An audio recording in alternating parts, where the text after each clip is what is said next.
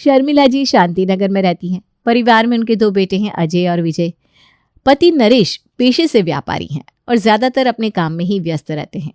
शर्मिला जी के बेटे शादी लायक हो गए हैं और इसीलिए आजकल वो दोनों बेटों की शादी की चिंता में परेशान नजर आती हैं।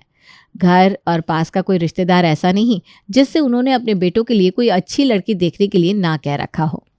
एक दिन शर्मिला की बहन मनोरमा का फ़ोन उसके पास आता है। अरे जीजी, सही बताए तो आजकल अरेंज मैरिज के लिए लड़के या लड़की ढूंढना भूसे के ढेर में से सुई ढूंढने के बराबर हो गया है। पता नहीं क्या ज़माना आ गया। चाहे लड़का हो या लड़की, गांव का हो या शहर का, सबको अपनी पसंद से शादी करनी है। अब जब हर कोई पहले ही अपने लिए दूल्हा दुल्हन पसंद किए बैठा है तो ये अरेंज मैरिज के लिए लड़के लड़कियां मिले कैसे? बिल्कुल ठीक कहा बहन तुमने। अरे मैं तो खुद इसी बात से परेशान हूँ। आजकल जिधर भी रिश्ता चलाओ ना, थोड़े दिन बाद पता चलता है उसका तो कहीं और ही टाँका फिट है। भाई हमें तो ऐसी लड़कियों से बड़ा डर लगता है। कोई ऐसी वैसी लड़की दुल्हन बनकर घर आ गई तो पता नहीं मेरे बेटे की ज़िंदगी का क्या होगा। अरे जीजी, क्यों चिंता करती हो? मुश्किल है, असंभव नहीं। अब देखो, मैंने जो लड़की ढूंढी है 100% गारंटी है। लड़की सुंदर, सुशील, गुणी है। घर परिवार भी बहुत अच्छा है। माता पिता खानदानी है।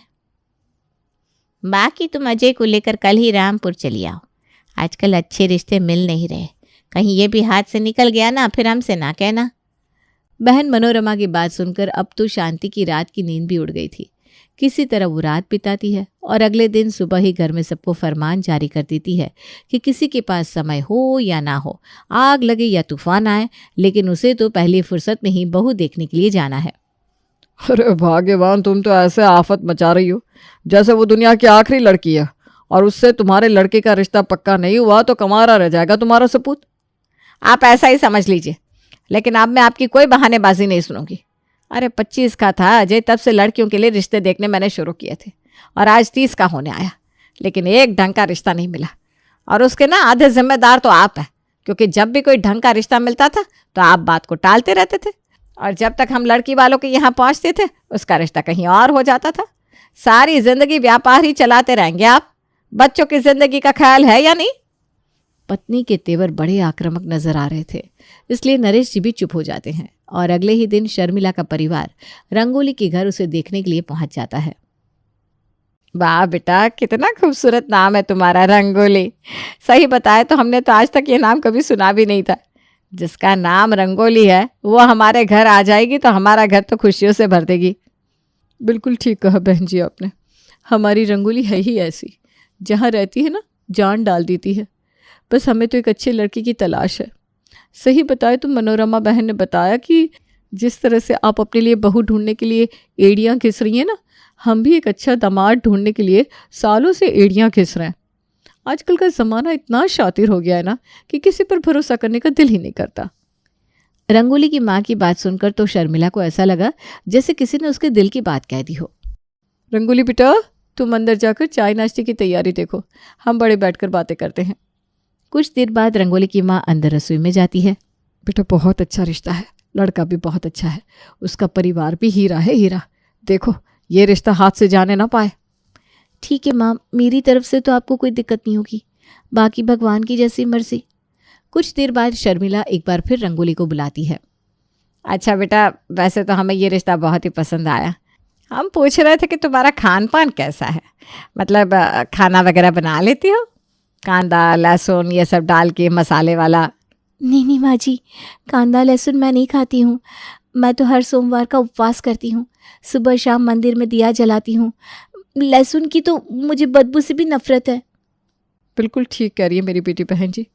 अरे इसके सामने कोई कांदा लहसुन खा लेना तो इसे ही उल्टी आ जाती है। ये तो तुरंत नहाने के लिए बाथरूम में चली जाती है। ऐसे संस्कार है मेरी बेटी के। अरे भगवान, ये क्या कर दिया तूने। हमारे परिवार में तो सब कांदा लहसुन के भक्त हैं और लड़की मिली भी तो ऐसी जिसे कांदा लहसुन से उल्टी होती है।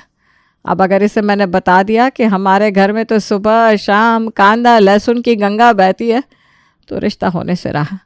अरे जीभ के स्वाद की ही तो बात है, थोड़ा सा एडजस्ट कर लेंगे, पर यह अच्छा रिश्ता हाथ से जाने नहीं दूंगी।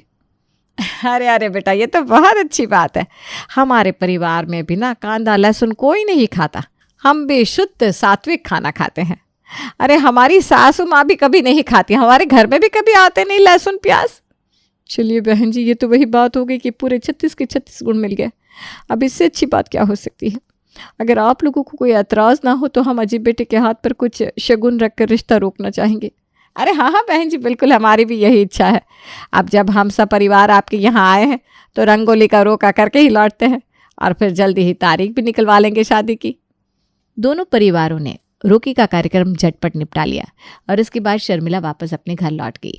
घर आकर, बेटा एक बात पूछूं, वहाँ रंगोली को देखकर पहले तो तेरा चेहरा बड़ा खिल रहा था, लेकिन जब से रोका हुआ है तब से तेरे चेहरे की लालटेन क्यों बुझी हुई है?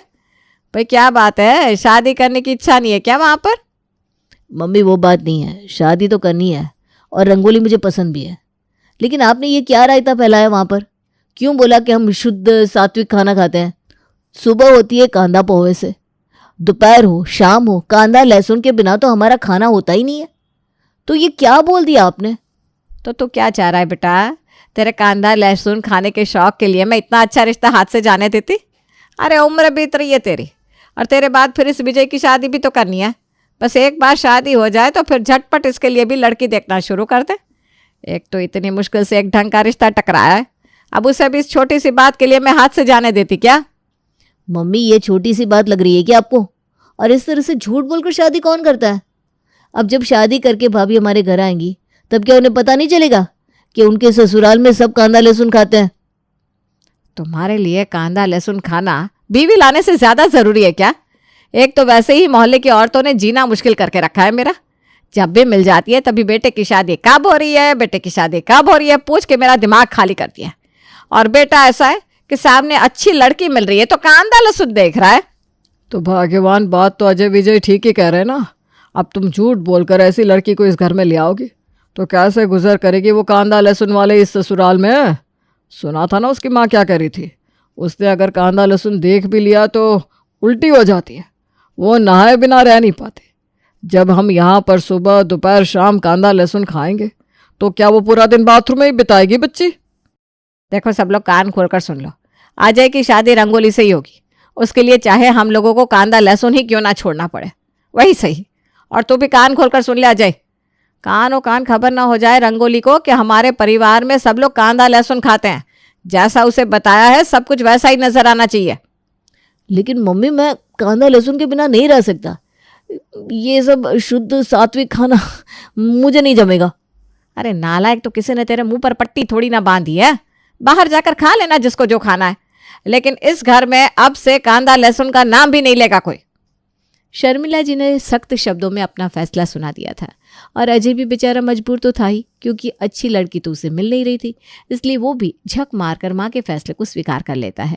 शर्मिला के अलावा रंगोली के परिवार को भी शादी की जल्दी थी, इसलिए चट मंगनी और पट शादी करके रंगोली अपने ससुराल आ जाती है। शादी के बाद, बहू आज से रसोई की पूरी जिम्मेदारी तुम्हारी है। सबकी पसंद नापसंद के बारे में समझ लो और उसी के हिसाब से खाना बनाया करो। जी माँ जी। रंगोली सुबह उठती, मंदिर में जाकर दिया बाती करती, उसके बाद परिवार में सबके माथे पर कुमकुम लगाकर सभी को प्रसाद देती और फिर रसोई घर में जाकर शुद्ध सात्विक भोजन पकाती। हालांकि रंगोली के हाथ के पके हुए खाने में कमी कोई नहीं थी, वो अपनी तरफ से स्वादिष्ट खाना ही बना रही थी, लेकिन जिनके मुंह में कांदा लहसुन का स्वाद लग चुका हो उन्हें कहाँ ये सब पसंद आने वाला था। भाभी क्या आप रोज़ वही गोभी गाजर लौकी बना कर रख देती हो? आज कुछ स्पेशल बनाओ ना प्लीज़, कितने दिन हो गए कुछ अच्छा नहीं खाया। ठीक है देवर जी, आज मैं खाने में कुछ स्पेशल बना दूंगी। शाम के समय जब सभी लोग डाइनिंग टेबल पर बैठते हैं तो रंगोली लाकर मटर पनीर की सब्जी सबकी थाली में परोस देती है। माँ क्या है ये, 1 महीना हो गया भाभी को इस घर में आए हुए। हमारे घर में अब हर सुबह सादे पोहे से होती है और भाजी से ख़त्म। ऐसे कैसे चलेगा? मुझे तो समझ में ही नहीं आ रहा, कांदा लहसुन के बिना खाना कैसे खा सकते हैं लोग?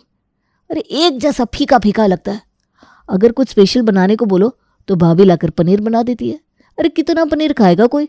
अब तो पनीर के नाम से चिढ़ होने लगी है मुझे। 30 दिन में 20 बार पनीर खिला दिया है भाभी ने। ऐसा है माँ, कल से ना मेरे लिए टिफ़िन बनाने के लिए मना कर दो भाभी से, मैं अपने टिफ़िन का इंतज़ाम बाहर ही कर लूँगा। अगले दिन सुबह, रंगोली बेटा, वो हम क्या कह रहे थे, सुबह सुबह उठकर इतना काम करती हो, सबके लिए टिफ़िन बनाकर पैक करती हो।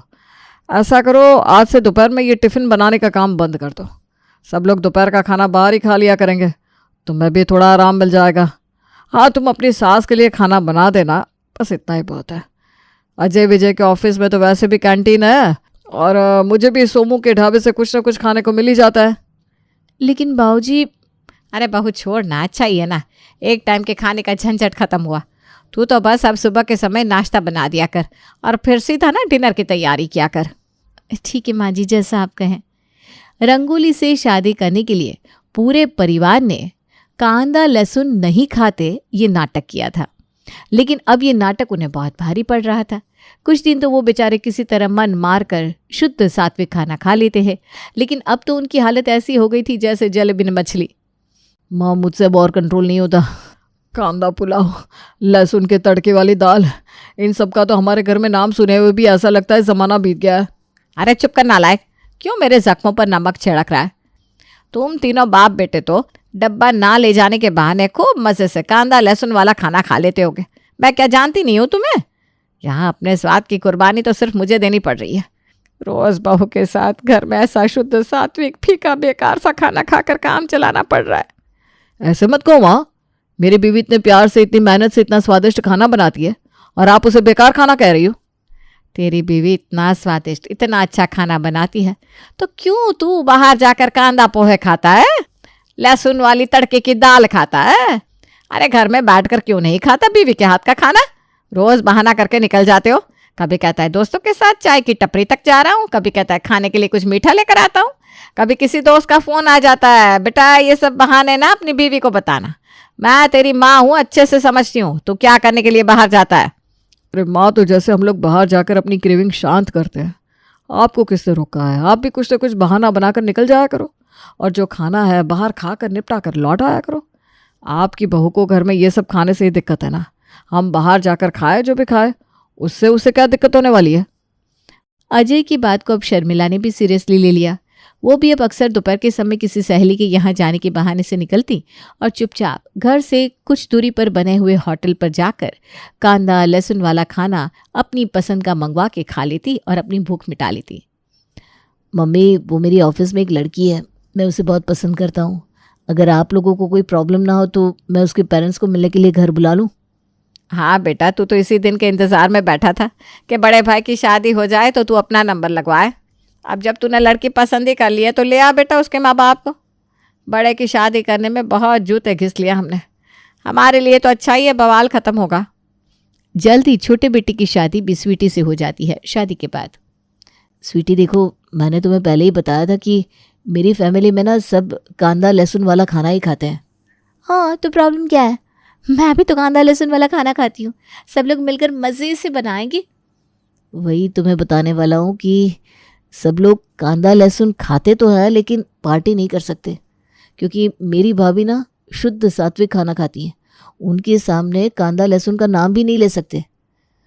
इसलिए हम खाते ज़रूर हैं लेकिन घर में नहीं, घर से बाहर जाकर खाते हैं, और भाभी को इस बारे में कानो कान खबर भी नहीं हो पाती। विजय, अब ये क्या नया नाटक है? तुम्हें ये सब मुझे शादी से पहले बताना चाहिए था ना। अब मैं तुम्हारी भाभी के लिए अपना खाना तो नहीं बदल सकती। स्वीटी मैडम, भाभी के लिए उसकी सास ने अपना खान पान बदल लिया तो तुम तो वैसे भी घर की छोटी बहू हो, थोड़ा सा एडजस्ट कर लो ना यार, क्या फ़र्क पड़ता है? और कोई तुम्हें खाने से नहीं रोक रहा, हाँ बस थोड़ा सा मैनेज करना पड़ेगा। अब शादी तो हो ही चुकी थी, स्वीटी बेचारी करती भी तो क्या, इसलिए वो अपना मन मार के रह जाती है। शादी को कुछ ही दिन बीते थे कि स्वीटी का मन कांदा लहसुन वाला खाने के लिए ललचाने लगता है। ऐसा करती हूँ, आज एक्स्ट्रा कांदा लहसुन वाली बिरयानी मंगवा लेती हूँ। भाभी कौन सा पूछने वाली है इसमें कांदा लहसुन डला है कि नहीं और बिरयानी पर थोड़ी ना लिखा है कि इसमें क्या डला है। स्वीटी ऑनलाइन कांदा लहसुन वाली बिरयानी ऑर्डर कर देती है और आराम से अपने कमरे में बैठकर खा रही थी कि तभी जेठानी रंगोली उसके कमरे में आ जाती है। अरे स्वीटी, अकेले अकेले बिरयानी खा रही हो? मुझे भी टेस्ट कराओ, तुम्हें पता है ना बिरयानी मुझे भी बहुत पसंद है। अरे बाप रे बाप, फंस गई। स्वीटी झट से बिरयानी की प्लेट ज़मीन पर गिरा देती है। ओए, भाभी गलती से ना पूरी प्लेट गिर गई, अब तो ये बेकार हो गई, बिरयानी खाने लायक नहीं बची। स्वीटी बिरयानी उठाकर कूड़े में फेंक देती है। हे भगवान, अगर भाभी गलती से ये बिरयानी खा लेती तो आज तो अनर्थ ही हो जाता। अगले दिन स्वीटी देखती है कि दोपहर के समय रंगोली अपने कमरे में आराम कर रही है। यही सही मौका है। ऐसा करती हूँ, आज जीरा राइस और लहसुन तड़का दाल मंगवा लेती हूँ। आज तो भाभी भी सोई हुई है, मज़े से खाऊंगी। रंगोली के सोने का स्वीटी भरपूर फ़ायदा उठाती है और जी भर के अपनी पसंद का खाना मंगवा कर खाती है। धीरे धीरे दिन गुजर रहे थे। देवरानी स्वीटी छुप छुप कर घर में ऐसी डिश मंगा कर खाती जिन्हें देखकर पता न चले कि उसमें कांदा लहसुन है या नहीं है। सभी लोगों ने अपना अपना इंतज़ाम कर लिया था। हाँ, बस वो अलग बात है कि अब पहले की तरह वो लोग एक साथ डाइनिंग टेबल पर बैठकर अपना फेवरेट कांदा लहसुन वाला खाना नहीं खा पा रहे थे, लेकिन बाहर जाकर अपना शौक पूरा कर लेते थे। एक दिन की बात है, डिनर करने के बाद सभी लोग 9 बजे तक अपने अपने कमरों में चले गए थे। रात के तकरीबन 11 बज रहे होंगे। छोटी बहू स्टोर में कुछ सामान लेने के लिए जाती है। जैसे ही वो स्टोर रूम की लाइट ऑन करती है, वहाँ का नज़ारा देखकर उसकी आंखें खुली रह जाती है। सामने जिठानी रंगोली स्टोर रूम में छुपकर जो खाना खा रही थी, उसकी खुशबू तो कुछ लहसुन वाली लग रही थी। भाभी, आप ये लहसुन वाला खाना खा रही है? हे राम, ये कैसे हो सकता है? अरे स्वीटी, तुम शोर क्यों मचा रही हो? देखो, मुझे पता है इस घर में कांदा लहसुन कोई नहीं खाता, लेकिन मैं क्या करूं, मुझसे ना कंट्रोल ही नहीं हो रहा था। इतने दिन हो गए मेरी शादी को, मुझसे रहा नहीं गया, तो मैंने यहाँ स्टोर रूम में खाने का सोचा, और देखो मेरी फूटी किस्मत, उसमें भी मैं पकड़ी गई। स्वीटी ने इतने ज़ोर से शोर मचा दिया कि उसकी आवाज़ सुनकर सास ससुर और घर के बाकी लोग भी स्टोर रूम में आ गए। अरे बहू, ये सब हम क्या देख रहे हैं? हो माँ जी, मेरी माँ ने बोला था कि रिश्ता हाथ से जाना नहीं चाहिए। मेरे कांदा लहसुन खाने की बात पे आप लोग रिश्ता ना तोड़ दे, उसी डर से मैंने उस समय आपसे झूठ बोल दिया, और फिर झूठ के नाम पर बना हमारा ये रिश्ता। इस झूठ के सहारे चलता रहा। ऐसा नहीं है कि मैंने कोशिश नहीं की खुद को बदलने की, लेकिन जब मुझसे रहा नहीं जाता ना, तो मैं ऐसे ही स्टोर रूम में छिपकर कभी कभी, हाँ सिर्फ कभी कभी, कांदा लहसुन वाला खाना खा लेती हूँ। बाकी माँ जी, पूजा पाठ श्रद्धा भक्ति वो सब एकदम असली था। बस ये कांदा लहसुन वाली बात मैंने आपसे झूठ बोली। अरे बेटा सॉरी, झूठ तो हमें भी तुझसे नहीं बोलना चाहिए था। दरअसल हम सब भी ना कांदा लहसुन खाते हैं। यहाँ पर शुद्ध सात्विक खाना तो कोई नहीं खाता। तेरे डर से हम सब छुप छुप के बाहर जाकर खाते थे, और तू हमारे डर से छुप कर यहाँ बैठ कर खा रही है। अरे इससे तो अच्छा होगा ना कि हम सब मिलजुल कर एक साथ डाइनिंग टेबल पर बैठ कर खाएं। बस उस दिन का दिन था कि कांदा लहसुन न खाने वाली बहू का कांदा लहसुन वाला ससुराल अब कांदा लहसुन खाने वाली बहू के कांदा लहसुन वाले ससुराल में बदल गया। नहीं समझे? अरे छोड़ो ना।